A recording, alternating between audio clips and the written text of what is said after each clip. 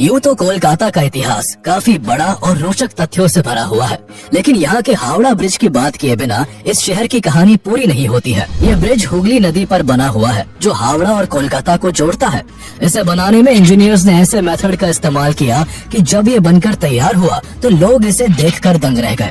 आपको जानकर हैरानी होगी कि इतने बड़े ब्रिज को बनाने के लिए नदी के दोनों किनारों पर केवल 2 पिलर्स का सहारा लिया गया है। नदी में एक भी पिलर का इसको सपोर्ट नहीं है। साथ ही पूरे ब्रिज में एक भी नट बोल्ट का इस्तेमाल नहीं किया गया है। फिर भी करीब 8 दशकों से ये ब्रिज बिना किसी डैमेज के आज भी अपनी जगह पर जस का तस बना हुआ है। हर दिन इस ब्रिज पर से करीब 1 लाख गाड़ियां और 1.5 लाख से ज्यादा लोग गुजरते हैं, जिस वजह से ये दुनिया के सबसे बिजिएस्ट ब्रिजेस में से एक है। सेकेंड वर्ल्ड वॉर के दौरान 1942 से 1943 के बीच जापान ने कलकत्ता पर कई बार बमबारी की, जिसमें हावड़ा ब्रिज को भी निशाना बनाया गया था, लेकिन जापान की बमबारी से ये ब्रिज बच निकला। पर हैरान करने वाली बात यह है कि जो ब्रिज जापान की बॉम्बिंग से बच गया, उसे आज की डेट में पान और गुटखा खाने वाले लोगों ने बिगाड़ कर रख दिया है। आज की कहानी है world famous and one of the best engineering constructions Howrah bridge की, जिसका नाम तो सबने सुना है, लेकिन इसके करीब 150 साल पुराने इतिहास और इसके बनने की दिलचस्प कहानी के बारे में बहुत कम लोग ही जानते हैं। कोलकाता में एंट्री के लिए ब्रिटिश काल के इस आइकॉनिक ब्रिज से गुजरना भी एक अनुभव है।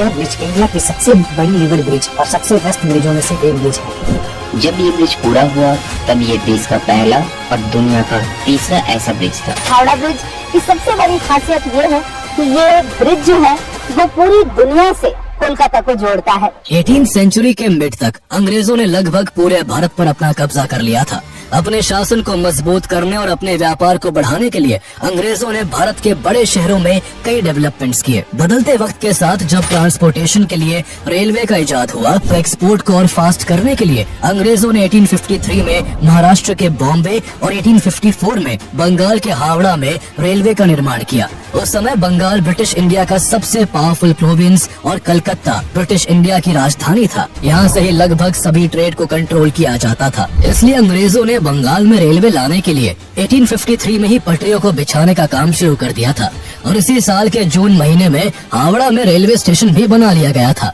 अंग्रेज सबसे पहले बंगाल में ही रेल की शुरुआत करना चाहते थे, लेकिन लंदन से रेल डिब्बे को लेकर आ रहा शिप बीच रास्ते में ही डूब गया और लोकोमोटिव इंजन गलती से भारत आने की बजाय ऑस्ट्रेलिया पहुंच गया। इससे इसे बनाने में 1 साल की देरी हो गई और हावड़ा स्टेशन 1854 में बनकर तैयार हो सका। हावड़ा में रेलवे स्टेशन बन जाने के बाद भी अंग्रेजों की ट्रेड्स को आसान बनाने की समस्या पूरी तरह सॉल्व नहीं हो सकी थी, क्योंकि अब भी उनके लिए हावड़ा और कलकत्ता के बीच बहने वाली हुगली नदी बाधा बन रही थी। हावड़ा में अंग्रेजों ने अपनी कई फैक्ट्रीज लगा रखी थी। ऐसे में उन्हें नदी के रास्ते जहाजों से सामान को एक जगह से दूसरी जगह भेजने में काफी दिक्कतों का सामना करना पड़ता था। बरसात के समय में जब हुगली नदी का वाटर लेवल बढ़ जाता था तो अंग्रेजों को अपना व्यापार कुछ दिनों के लिए मजबूरन बंद करना पड़ता था। अंग्रेजों को हावड़ा से कलकत्ता अपना माल ढोने के लिए हुगली नदी में कई जहाजों को चलाना पड़ता था, जो उनके लिए काफी कॉस्टली और समय की बर्बादी भी होता था। वहीं हुगली रिवर में फ्लड आने से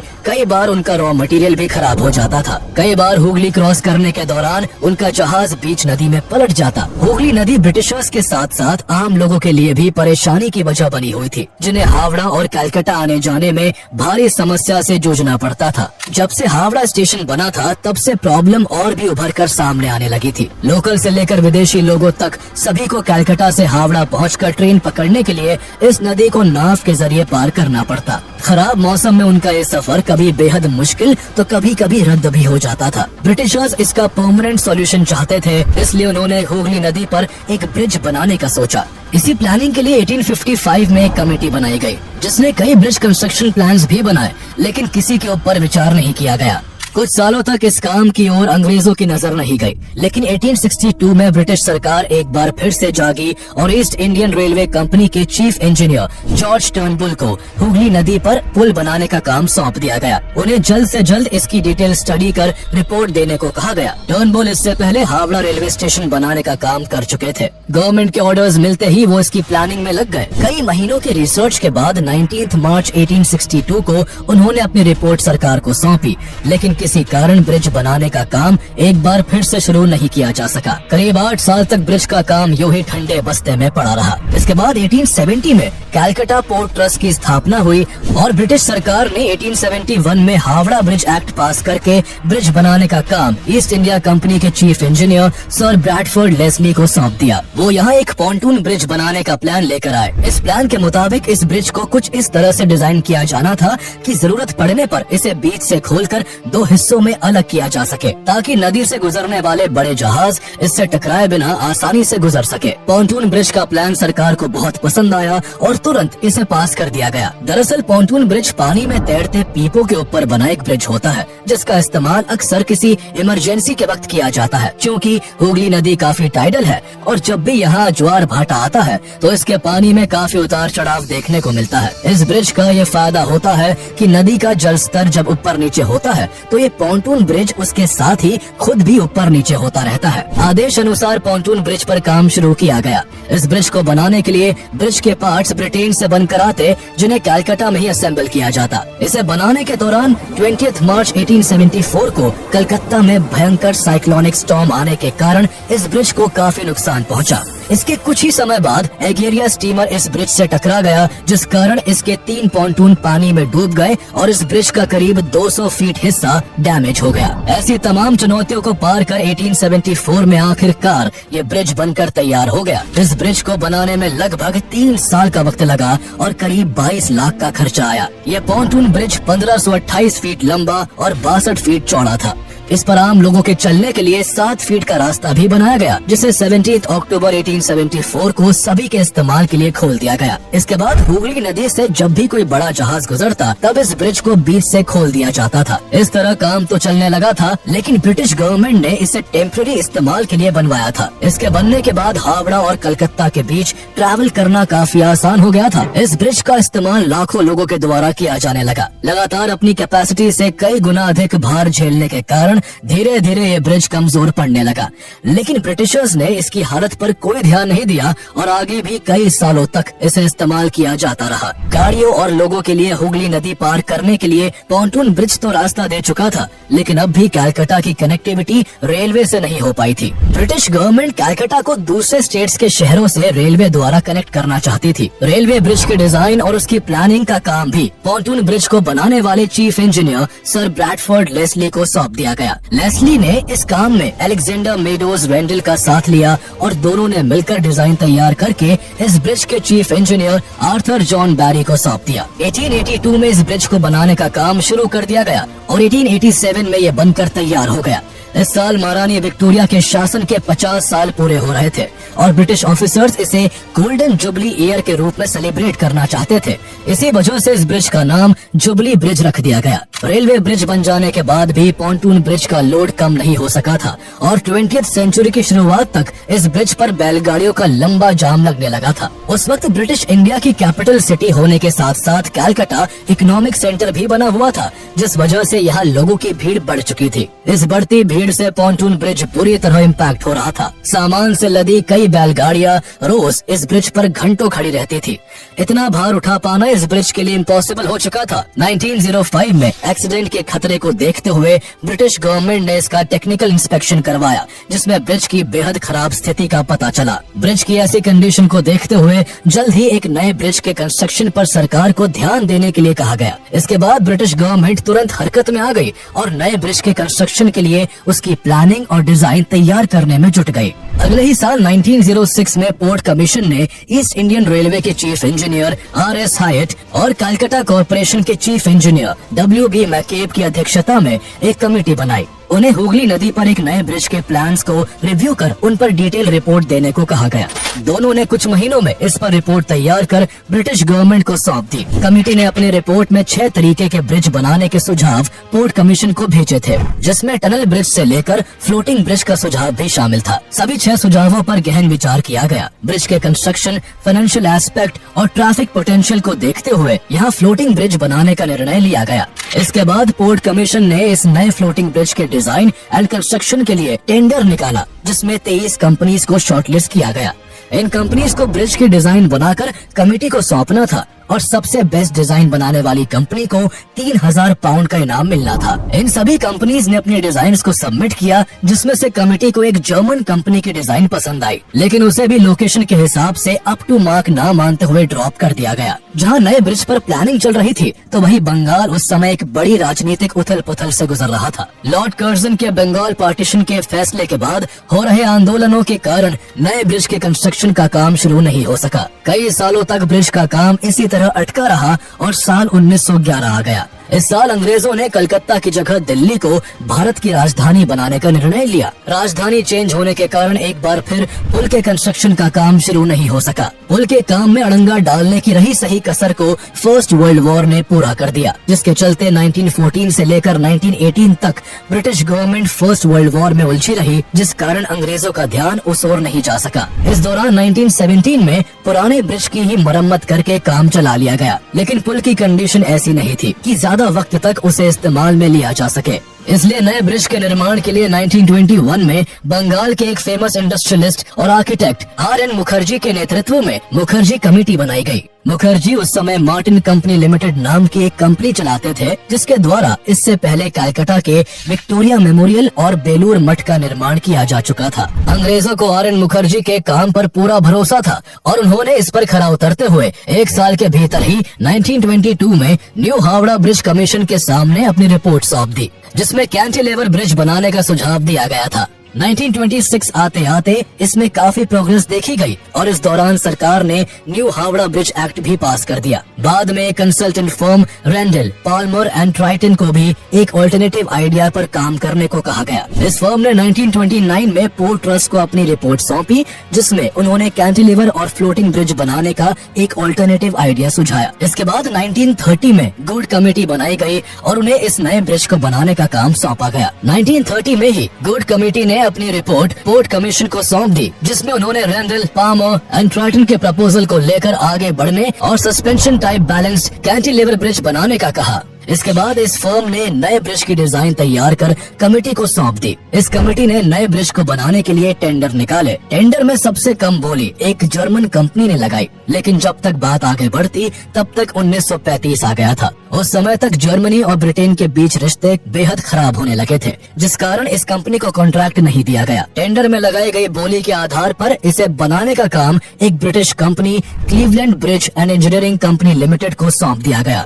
1935 में ही सरकार ने इस नए ब्रिज के कंस्ट्रक्शन के लिए न्यू हावड़ा ब्रिज एक्ट को अमेंड किया, जिसके बाद 1936 में Cleveland bridge and engineering company limited ने न्यू हावड़ा ब्रिज का कंस्ट्रक्शन शुरू कर दिया। साथ ही पोर्ट कमीशन ने इसके फैब्रिकेशन एंड इरेक्शन के काम के लिए हावड़ा की ही एक firm Braithwaite Burn and Jessop construction company limited को शामिल कर लिया। इसके बाद हुगली नदी में उपस्थित भारी मात्रा में गादों को निकाला जाने लगा। एक रात जब नदी के तट से गाद निकाला जा रहा था, तभी एक विशालकाय टावर गलती से छूट गया, जिससे ये अपने वजन के कारण करीब 2 फीट जमीन के अंदर तक घुस गया। इस वजह से उस समय इतना जोरदार धमाका हुआ कि खिदिरपुर में लगाए गए सेस्मोग्राफ ने इसे भूकंप के झटके के रूप में रिकॉर्ड किया। इस धमाके के पास का ही एक मंदिर भी गिर गया और आसपास के लोग डर कर सहम गए। इस दौरान गाद की सफाई के क्रम में यहाँ 18th सेंचुरी की तोपें और कई तरह के सिक्के भी मिले थे। कुल मिलाकर ब्रिज के फाउंडेशन को तैयार करने में 2 साल का वक्त लगा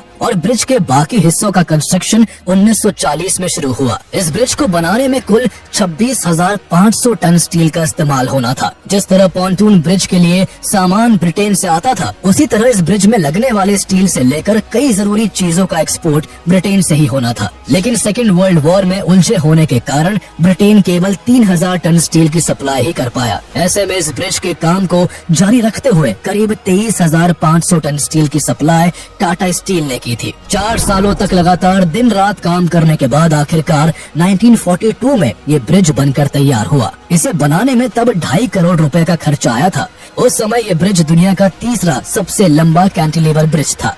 इस ब्रिज की लंबाई 2313 फीट, ऊंचाई करीब 269 फीट और पुल की सेंट्रल डेक यानी इसके ऊपर की सड़क की चौड़ाई करीब 71 फीट है। इसके अलावा सड़क के दोनों तरफ लोगों के चलने के लिए 15-15 फीट के 2 फुटपाथ को बनाया गया है और इसका सेंट्रल स्पैन 1500 फीट के करीब है। इस ब्रिज की डेक को मेन ट्रस से 39 पेयर्स के हैंगर्स के सहारे लटकाया गया है। इस ब्रिज को जो सबसे ज्यादा खास बनाती है तो वो है इसकी कारीगरी।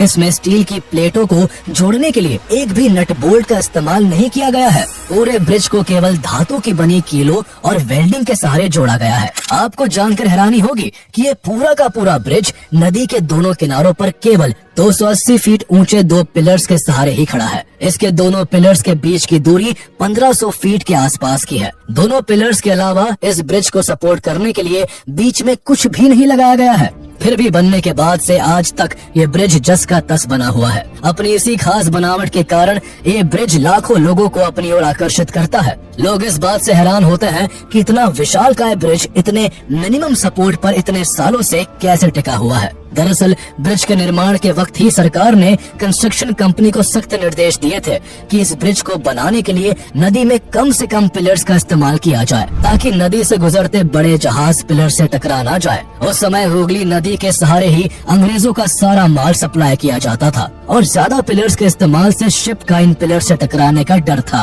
हावड़ा ब्रिज कोलकाता को हावड़ा रेलवे स्टेशन से भी जोड़ता है, इसलिए बाद में इसे गेटवे टू कोलकाता के नाम से भी जाना जाने लगा। ये ब्रिज न केवल सरकार के लिए एक बहुत बड़ी कामयाबी था, बल्कि कलकत्ता और हावड़ा के लोगों के लिए भी बहुत बड़ी उपलब्धि था। लेकिन उस वक्त इस शानदार ब्रिज को बिना किसी इनॉग्रेशन के ही चालू कर दिया गया था। दरअसल उस समय सेकेंड वर्ल्ड वॉर चल रहा था और ब्रिटेन को डर था कि जापानीज एयरफोर्स कहीं कलकत्ता पर अटैक ना कर दे, इसलिए ब्रिटिश गवर्नमेंट ने चुपचाप बिना किसी इनॉग्रेशन के ही इस ब्रिज को पब्लिक के लिए खोल दिया था। 20 दिसंबर 1942 की रात ब्रिटिश गवर्नमेंट का ये शक यकीन में बदल गया, जब अचानक से शहर के ऊपर जापानी लड़ाकू विमान मंडराने लगे और देखते ही देखते जापानीज एयरफोर्स के विमानों ने इस ब्रिज के आसपास बमबारी शुरू कर दी। इस बॉम्बिंग में इसके आसपास के क्षेत्रों में काफी नुकसान हुआ। दरअसल उस समय चाइना और जापान के बीच युद्ध छिड़ा हुआ था। वहीं ब्रिटेन और अमेरिका चाइना को सपोर्ट करते हुए युद्ध का सामान सप्लाई कर रहे थे, ताकि वो एशिया में सुपर पावर के रूप में उभरते जापान को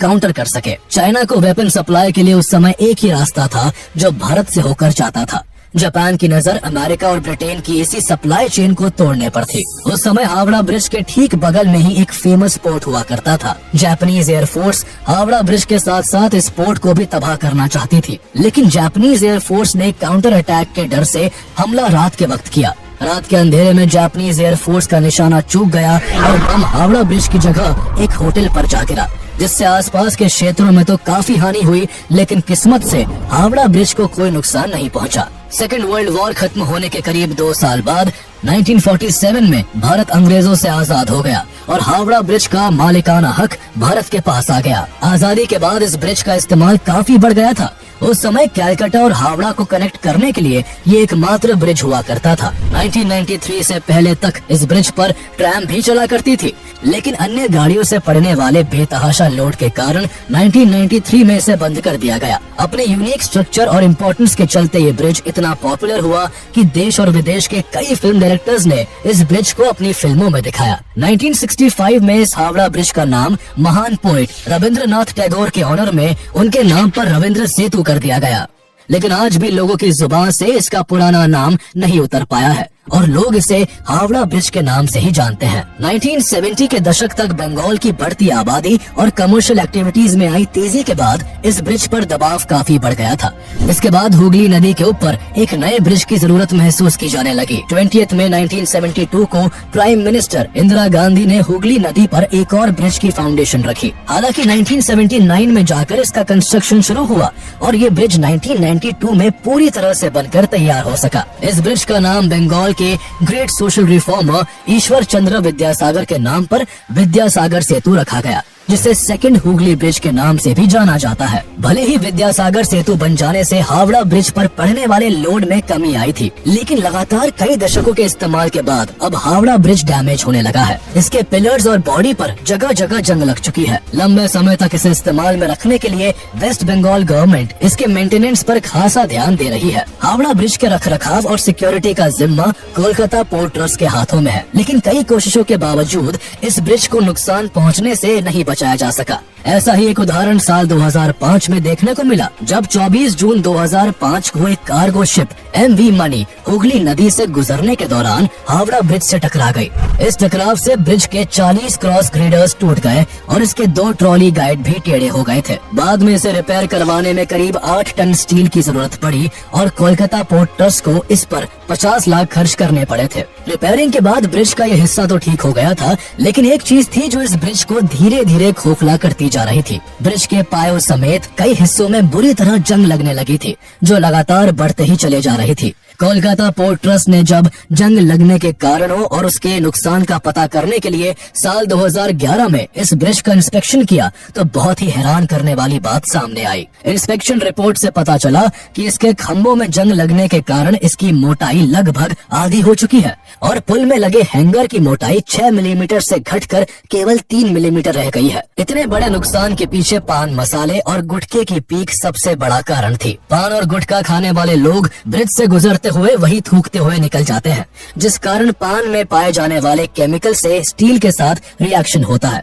और ब्रिज में जंग लग जाता है। सेंट्रल फोरेंसिक साइंस लैब के डायरेक्टर चंद्रनाथ भट्टाचार्य का कहना है कि थूक के साथ मिलकर पान और चूना में मौजूद चीजें स्टील पर एसिड के जैसा असर करती है और इसे काफी तेजी के साथ कमजोर कर देती है। पोर्ट ट्रस्ट को इसे जंग से बचाने के लिए पिलर्स के किनारे पर फाइबर ग्लास लगाना पड़ा। पान और गुटखे के अलावा एटमॉस्फेरिक कंडीशंस और बायोलॉजिकल वेस्ट ने भी इस ब्रिज को नुकसान पहुंचाया है। इसके अलावा इस ब्रिज में सालों से लाखों पक्षी अपना घर बनाकर रहते आए हैं और इस दौरान वो रोज इस ब्रिज के जॉइंट और बॉडी पर एक्सक्रीटा करते हैं, जिससे धीरे धीरे इसके एक्सक्रीटा में पाए जाने वाले केमिकल से ब्रिज कमजोर होता जा रहा है। पक्षियों के एक्सक्रीटा से होने वाले डैमेज से बचाने के लिए कोलकाता पोर्ट ट्रस्ट इस ब्रिज को रेगुलर बेसिस पर साफ करवाता है। इसके अलावा समय समय पर इस पुल पर पेंट और प्राइमर का काम किया जाता है ताकि ये ब्रिज ज्यादा लंबे समय तक बना रह सके। कोलकाता की पहचान बना हुआ ये हावड़ा ब्रिज आज 80 से ज्यादा सालों बाद भी लोगों के काम आ रहा है। अगर सब कुछ सही रहा